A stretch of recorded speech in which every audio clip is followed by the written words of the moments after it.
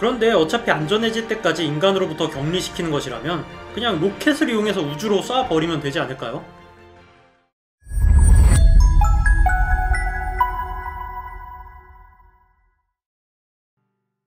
이번 달 10일 원자력안전위원회는 결국 맥스터를 추가로 건설하는 안을 가결했습니다. 맥스터는 원자력발전소에서 나오는 사용 후 해결료를 임시로 저장하는 시설로 만약에 올해 상반기 안에 맥스터를 추가로 건설하지 않는다면 당장 내년부터 원전 가동에 문제가 생기게 됩니다. 그런데 다행히 이번에 건설 승인이 나면서 한숨 돌리게 된 것이죠. 참고로 원자력발전소에서 나오는 사용 후 해결료는 엄청난 방사능과 열을 발생하기 때문에 물속에서 6년 동안 냉각하지 않으면 처리가 불가능합니다.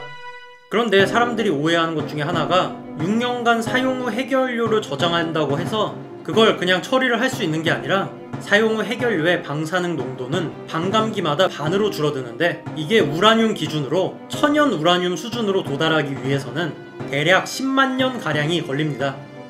네, 이게 오타가 아니라 10만 년입니다.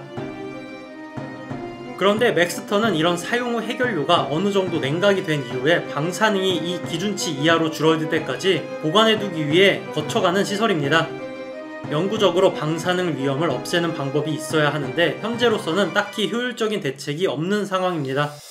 이대로 계속해서 대책이 없다면 앞으로 10만 년 동안 해결료 저장 시설만 늘어날 것이고 물론 10만 년이 되기도 전에 100% 문제가 생기게 되겠죠. 물론 여기에서 약간 오해가 있을 수 있는 게 무조건 10만 년 동안 격리를 시켜야 하느냐 하는 문제는 이건 좀 다른 문제입니다. 이거는 뒤에서 설명하기로 하고 갑자기 제가 이런 말을 해서 원전 폐기를 주장하는 사람이라고 생각했을지도 모르지만 저는 원전의 필요성을 잘 알고 있고 원전 에너지의 효율성도 매우 잘 알고 있습니다. 하지만 이렇게 현재 최고의 에너지원인 원전도 이러한 문제가 존재한다는 것이고 결국 우린 어찌되었든 간에 이러한 문제를 슬슬 해결해야 될 시기에 도달했다는 것입니다. 그런데 이 문제는 사실 해결하기 쉽지가 않은 사소한 문제가 있긴 합니다. 일단 현재로서는 이 사용 후 해결료가 안전해질 때까지 안전한 곳에 보관해야 되기 때문에 이번 기사처럼 맥스터를 추가로 건설하는 것이 유일한 대책입니다. 그 다음 스텝으로 논의되는 것이 이 폐기물을 인간의 손에 영원히 닿지 않는 지하 깊숙한 곳에 앞으로 10만 년 동안 잘 보관해두는 것입니다. 물론 아직까지 이런 걸 시행한 국가는 없고 유럽의 경우 2030년경부터 실행이 될 것으로 보이고 있습니다. 우리나라는 사용화 해결료 공론화위원회 자료에 따르면 저런 짓을 해도 문제가 없는지 눈치를 보면서 존버를 하다가 대략 2055년부터 처리를 할 것으로 현재는 계획이 되어 있습니다. 그런데 어차피 안전해질 때까지 인간으로부터 격리시키는 것이라면 그냥 로켓을 이용해서 우주로 쏴버리면 되지 않을까요? 많은 사람들이 이 방법이 안되는 게 환경단체에서 반발하기 때문으로 알고 있는데 물론 당연히 로켓이 사고가 날 엄청난 위험이 있는 것도 굉장히 중요하지만 이번에는 물리적인 측면과 경제적인 측면에서만 따져보겠습니다. 일단 발사해야 할 사용 후 해결료가 얼마나 되는지를 알아봐야 하는데 우리나라는 원전 보유 개수가 세계 10위권인 국가로 대략 24개의 원전을 기동하고 있고 매년 3,000톤 가량의 사용 후 해결료가 발생한다고 볼 수가 있습니다. 결국 매년 3,000톤의 사용 후 해결료를 우주로 쏘아보내야 하는 것이고 현재 가장 경제적인 로켓인 팰컨 9의 저궤도 페이로드가 22톤임을 고려하면 우리나라 폐기물만 대략 매년 135회를 팰컨 9 같은 대형 로켓에 꽉꽉 채워서 우주로 보내야 한다는 것입니다. 1년에 로켓 135개만 사면 돼? 할만한 거 아닌가? 라고 생각할지도 모르지만 더 큰 문제는 이 페이로드는 지구 저궤도 페이로드라는 것입니다. 폐기물을 지구 저궤도에다가 버리는 게 승인이 될 리도 없겠지만 계속해서 폐기물이 지구 저궤도에 쌓이게 되면 당연히 문제가 됩니다.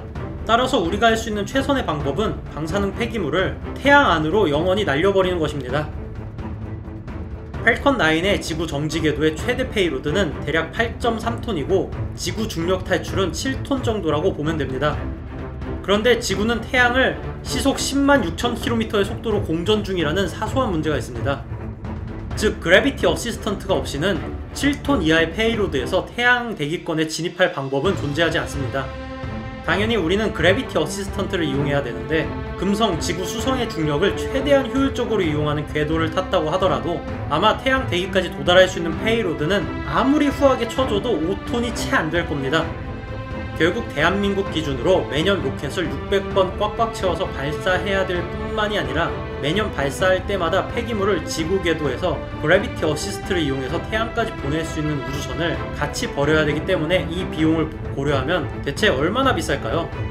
현재 스페이스 X사의 최대 VIP 고객이라면 1kg당 발사 비용은 $2,200고 이거를 재사용 로켓을 사용했다고 했을 때 특별히 스페이스 X에서 30% 정도 DC를 해준다는 것을 감안하면 킬로미터당 $1,540, 그러니까 1톤당 $154만 정도가 되는 것이고, 로켓 한 개의 페이로드가 23톤이니까 로켓 한 개의 페이로드를 다 채웠을 때 $3,542만, 이거를 600번을 발사하게 되면 매년 로켓 발사 비용만 $212억, 하나로 약 24조에서 25조 정도 되는 비용이 발생하게 됩니다.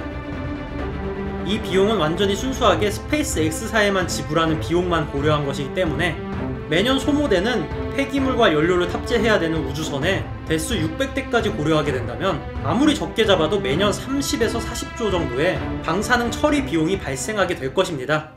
근데 생각보다 불가능할 정도로 많지는 않은데, 제가 콘텐츠 기획한 목적이 이게 아니긴 한데 전 한 200조 정도 생각했는데 생각보다 엄청나게 많지는 않네요. 스페이스 X가 진짜 로켓 발사 비용이 싸긴 싸구나.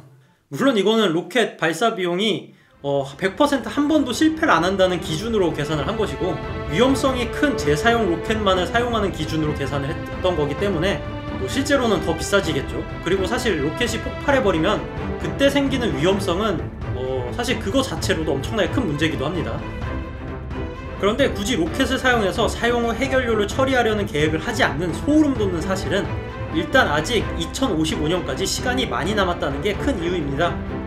그때까지는 어떻게든 맥스터를 계속 추가로 지어서 버틸 수가 있는 것이고, 재미있는 건 10만 년 동안 사용 후 해결료를 지하에 보관하는 계획이 사실은 아예 터무니없는 계획이 아닐 수도 있다는 것이죠. 사실 10만 년 동안 지하에 보관한다는 건 좀 말이 안 되긴 하는데요. 이게 왜 가능하냐면 방사능 폐기물이라는 것이 반으로 줄어나가면서 감소해 나가는 것인데 10만 년 동안 보관을 해야 한다는 기준은 천연 우라늄까지 떨어지는 데 걸리는 시간을 기준으로 생각해보면 그 정도의 시간이 계산이 된다는 것입니다. 그런데 사실 천연 우라늄은 방사능이 거의 나오지 않고 적절한 안정장구만 있다면 천연 우라늄의 수십 배 정도까지는 크게 문제가 안 되기 때문에 대략 수천 년 정도만 잘 보관하면 된다는 주장도 있습니다. 아무튼 역시나 가장 좋은 것은 핵융합 발전이나 강력한 신재생 에너지가 개발되거나 새로운 대체 에너지가 개발되어서 이러한 걱정을 할 필요가 없는 기술이 완성이 되는 게 가장 베스트가 아닐까 합니다. 그리고 그렇게 되기 위해서는 과학자들의 노력뿐만이 아니라 일반인들도 과학에 관심을 가지는 사회가 되는 게 중요하다고 개인적으로는 그렇게 생각합니다. 그럼 이만.